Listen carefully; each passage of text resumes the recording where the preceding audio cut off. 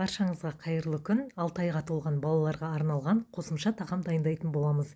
Бала 6 айға толғаннан кейін міндетті түрде қосымша тамақты бастауымыз қажет. Себебі ана сүті қажетті энергия мен нәрлі заттарды өтей алмайды. Қосымша тағамды жасыл түсті көкөністерден бастаймыз. Оларға брокколи, цветная капуста, кабачки жатады. Жасыл түсті көкөністер гипоаллергенді болып келеді. Кабачкемізді жақсылап жуып, оны 2 бөлікке бөлетін боламыз. Қабығын аршып, құрамындағы дәндерді толықтай алып тастаймыз. Себебі баланың ас қорыту жүйесі дұрыс дамымағандықтан дәнін дұрыс қорыта алмайды. Содан кейін бірнеше бөліктерге бөліп, кабачкиді 10 минутқа буда пісіріп аламыз.